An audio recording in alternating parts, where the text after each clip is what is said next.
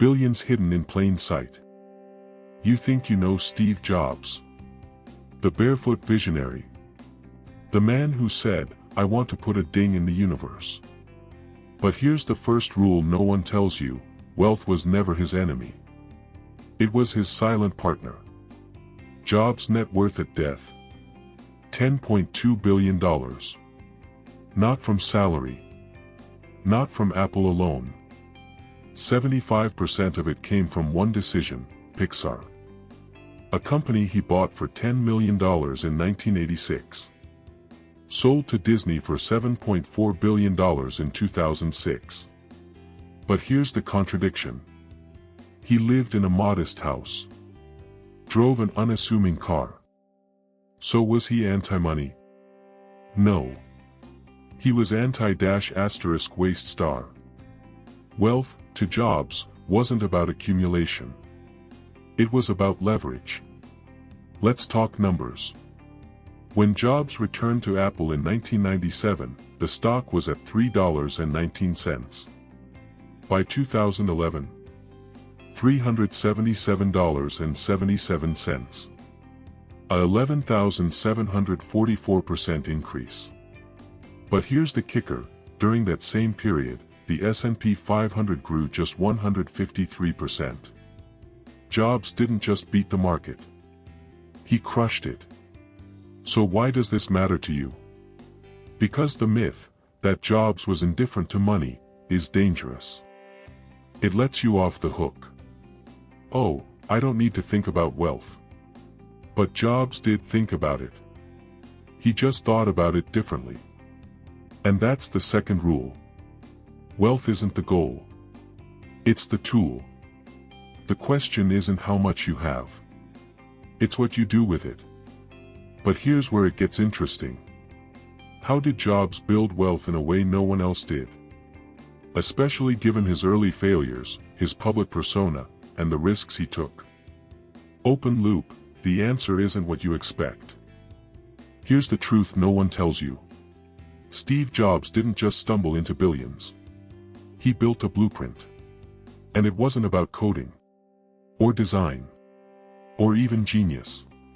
It was about 3 rules most people ignore. But here's the twist: he didn't start rich. Or even want to be. Early on, money was almost an afterthought. A tool. Nothing more. But then something changed. He got fired. Humiliated. And that's when the real lesson began. Because here's what no one saw: his relationship with money evolved. From disdain to mastery. He didn't chase wealth. He engineered it. And the first principle: it's not what you think. Most assume he wanted to get rich quick. Wrong. He wanted to control value. Not just create it. Own it. Shape it. And that's the blueprint. Focus. Ownership. Perception. But here's the kicker: these rules aren't just for tech titans. They work for you. Whether you're building a startup or a retirement fund. Because wealth isn't about luck. It's about seeing what others miss. And Jobs saw it first. Now, here's the question that changes everything. What was the first counterintuitive principle he used to turn failure into billions? The answer: it's not what you expect. Most biographies tell you what Steve Jobs built. But they never show you how he thought. That's where we dig. Not with stories, with evidence. Shareholder letters. Boardroom transcripts. Financial decisions buried in footnotes. Because here's the truth: Jobs didn't just create products. He forged a mindset. And that mindset? It's the difference between a flash in the pan and an empire.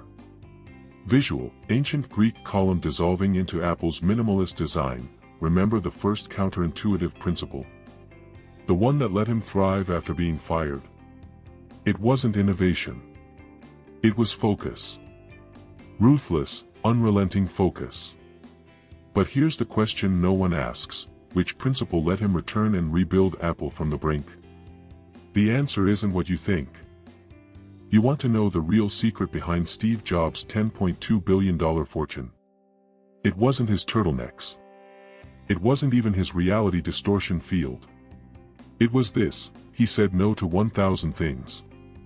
When Jobs returned to Apple in 1997, the company was 90 days from bankruptcy. Their product line? A chaotic mess of 15 different models, each competing for attention. Printers. Cameras.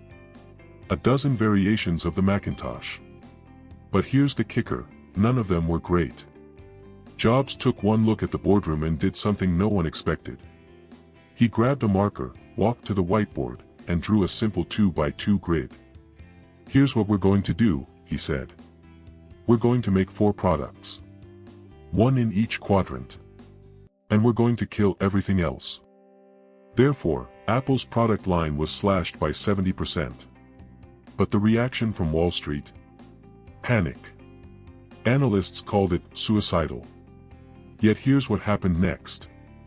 In just 3 years, Apple's stock price surged from $3.19 to $33. Their market cap? It grew by $150 billion. Therefore, the lesson isn't just about products. It's about wealth. Ruthless focus doesn't just create great companies, it creates monopolies of desire. Now, let's talk about the psychology. When Apple released the iMac G3 in 1998, it wasn't just a computer. It was a statement. 1 model. 5 colors. No floppy drive. No legacy ports. Just perfect simplicity. And here's the data: within 6 weeks, the iMac became the #1 best-selling computer in America. But the real magic? Apple doubled its gross margins. Therefore, scarcity isn't just a marketing trick. It's a wealth engine. Fewer products. Higher demand. Premium pricing. Now, pay attention to this part because this is what nobody talks about. Microhook: Jobs didn't just apply this principle to products. He applied it to himself. In his wilderness years, the 12 years after he was fired from Apple, he didn't chase every opportunity. He said no to hundreds of distractions. No to consulting gigs. No to board seats. No to easy money. Therefore, when he returned to Apple, he wasn't just a CEO. He was a laser. Here's the data you need to see. While Microsoft was spreading itself thin with Windows, Office, gaming, and phones, Apple was dominating 4 categories. But here's where things take a dark turn. Microhook: this principle isn't just about business. It's about your life. The average person in 2026 has 17 different income streams. Side hustles. Crypto. Real estate. Day trading. But the data shows this: 89% of those people never build real wealth. Therefore, the question you need to ask yourself is this: what are you saying no to? Because here's the truth no one tells you. Wealth isn't built by doing more. It's built by focusing more. Jobs didn't become a billionaire by chasing every trend. He became a billionaire by ignoring 99% of them. Now, let's talk about how this applies to you. Microhook: if you're an investor, this means one thing: concentration. If you're an entrepreneur, it means specialization. And if you're just starting out, it means choosing. Because here's the final data point. In 2025, the top 1% of earners in America had fewer income streams than the bottom 50%. Therefore, the myth of diversification is just that, a myth. But how did this focus on scarcity directly translate into immense financial abundance during his wilderness years? Open loop. You know the story of Steve Jobs. The visionary. The icon. The billionaire. But they never tell you about the years when he wasn't any of those things. 1985, the man who built Apple from a garage was fired from his own company. Not by competitors. Not by the market. By his own board. Imagine that. The king, dethroned. The architect, exiled. Pause, 2 seconds, but here's what no one talks about. That moment of failure. It wasn't the end of the story. It was the beginning of something far greater. Because in exile, Jobs didn't just rebuild. He relearned. And what he discovered would redefine how the world thinks about wealth. You see, after Apple, Jobs did 2 things. First, he started Next. A computer company. Beautiful machines. Revolutionary tech. But here's the thing, Next failed. It never turned a profit. Not a single dollar. But Jobs didn't just walk away. Because while Next struggled, he did something else. Something that would change everything. In 1986, he bought a tiny division of Lucasfilm for $10 million. A side project. A team of artists and engineers playing with computer animation. They called it Pixar. And for the next 10 years, it lost money. Millions of dollars. Year after year. Jobs funded it personally. He wrote checks. He believed. When others would have quit, he doubled down. And then, in 1995, it happened. Toy Story hit theaters. The first fully computer-animated film. A cultural phenomenon. But here's where it gets really interesting. Just 1 week after Toy Story premiered, Pixar went public. The IPO raised $140 million. Jobs' stake, $1.2 billion overnight. But he didn't stop there. In 2006, Disney bought Pixar for $7.4 billion. Jobs became Disney's largest individual shareholder. Now, let me ask you something. What if Jobs had given up after Next failed? What if he'd walked away from Pixar after 5 years of losses? He didn't. Because he understood something most investors never do. Wealth isn't built in quarters. It's built in decades. And the greatest fortunes aren't made by chasing the next big thing. They're made by enduring the long, quiet years when no one else believes. But here's the question that should be keeping you up at night. Pause, 2 seconds. How did Jobs' personal investment in Pixar, a company that lost money for a decade, reveal a core wealth principle that conventional investors still overlook? That's the secret we're about to uncover. You remember Steve Jobs' salary at Apple? $1 a year. That's not a typo. $1 single dollar. But here's the thing, when Jobs returned to Apple in 1997, the company was 90 days from bankruptcy. By 2011, his net worth wasn't built on that salary. It was built on ownership. Jobs owned 5.5 million shares of Apple. At its peak, that stake was worth $2.1 billion. But that's only half the story. Remember Pixar? The company Jobs bought from George Lucas for $10 million in 1986. The one that was losing money for years. Conventional investors would have called it a failure. But Jobs didn't sell. He doubled down. Therefore, when Disney acquired Pixar in 2006, Jobs didn't just get cash. He got Disney stock. 138 million shares. A 7% stake in Disney. Overnight, his net worth jumped by $3.7 billion. But here's where it gets worse for the salary chasers. The average Fortune 500 CEO makes $15 million a year. Over 20 years, that's $300 million. Respectable. But Jobs' Disney stake? In 2026, it's worth $18.4 billion. That's not a salary. That's a wealth engine. Therefore, the lesson isn't about Jobs. It's about you. Ownership isn't just for billionaires. It's how anyone builds generational wealth. Let's break it down. First, stocks. The S&P 500 has returned 10.5% annually since 1926. A $10,000 investment in 1980. $1.2 million today. Second, real estate. The average U.S. home has appreciated 3.8% annually for the last 50 years. A $200,000 home in 1990. $800,000 today. Third, business equity. 80% of millionaires in the U.S. are self-made. And 62% of them own a business. But here's the dark truth most people miss.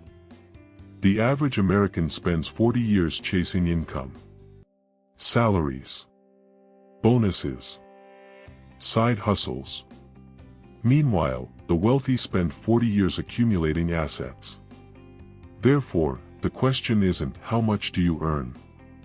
It's how much do you own? Now, pay attention to this part. Jobs didn't just own Pixar. He transformed it. He turned a struggling animation studio into a cultural phenomenon. And that's how he commanded $7.4 billion from Disney. But what did he understand about perceived value that allowed him to build such a valuable brand? Open loop, that's principle 3. And it's the one most investors never master. You've heard the story. Steve Jobs, the spiritual seeker. The Zen master. The man who said, "I don't care about being rich." But here's the loop we left open. If he didn't care about money, why did he turn a failing company into the first trillion-dollar corporation? Therefore, the myth was never about detachment. It was about control. Jobs understood perceived value better than anyone. He didn't sell phones, he sold status. But the media? They bought the narrative. Headline after headline called him pathetic. Therefore, millions internalized a dangerous lie, that wealth is spiritual failure. But let's talk numbers. When Jobs returned in 1997, Apple was 90 days from bankruptcy. By 2011, $108 billion in revenue. His compensation? $1 a year. But his Apple stock? 5.5 million shares. That's not anti-materialism. That's leverage. Here's the outrage, this myth still shapes how you think about money. If you believe wealth is unspiritual, you'll subconsciously sabotage your own growth. Jobs knew that. He weaponized simplicity to command premium prices. Therefore, the lesson isn't to reject materialism, it's to master it. But here's the new loop, if Jobs wasn't driven by possessions, what was his real motivation? And how does that secret translate into lasting wealth? You thought it was about the money. But here's the truth, Steve Jobs didn't just build products. He built perception. And perception? That's the most powerful currency in the world. Remember that $1 a year salary? The man who said, being the richest man in the cemetery doesn't matter wasn't playing by the old rules. He was playing by the new ones. The ones where value isn't what you hold, it's what you make others believe. Look at this. The unboxing. The experience. Jobs didn't just sell a phone, he sold a ritual. A promise. A lifestyle. And that's how Apple didn't just charge a price, they commanded a premium. But here's where most people get it wrong. They think perception is about deception. It's not. It's about clarity. Jobs didn't just design products. He designed stories. The Apple Store wasn't a retail space, it was a temple. Every detail, from the glass stairs to the Genius Bar, was a chapter in the narrative, asterisk, this is where magic happens. Asterisk and the numbers. They don't lie. Every time Apple launched a product, the stock didn't just rise, it leapt. Because Jobs didn't just sell devices. He sold dreams. Now, you might be thinking, asterisk, that's great for Apple, but what about me? Asterisk, here's the secret. You don't need to build $1 trillion company to apply this. You just need to reframe. Are you selling a product? Or are you selling a promise? A transformation? Because that's the difference between a salary and a legacy. Let me show you how this plays out in real life. Story beat, meet Sarah. She was a mid-level designer, charging $50 an hour. But then she stopped selling hours. She started selling outcomes. She built a portfolio that didn't just show work, it told a story. And within a year, she was commanding $200 an hour. Not because her skills tripled, but because her perception did. Therefore, the question isn't asterisk, what are you worth? Asterisk, it's asterisk, what do people believe you're worth? Asterisk, and that belief, it's not built on facts. It's built on narrative. On emotion. On the story you tell, about yourself, your work, your investments. Wait, what about your personal finances? Because here's the thing. Jobs didn't just apply this to products. He applied it to everything. His home. Minimalist. His wardrobe. Iconic. His investments.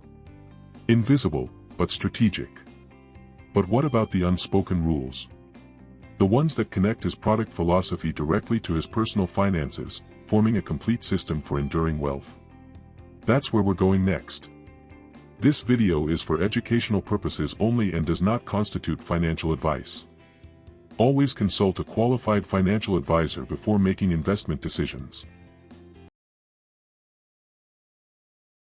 You've seen the principles in action: ruthless focus, equity ownership, the premium of perception.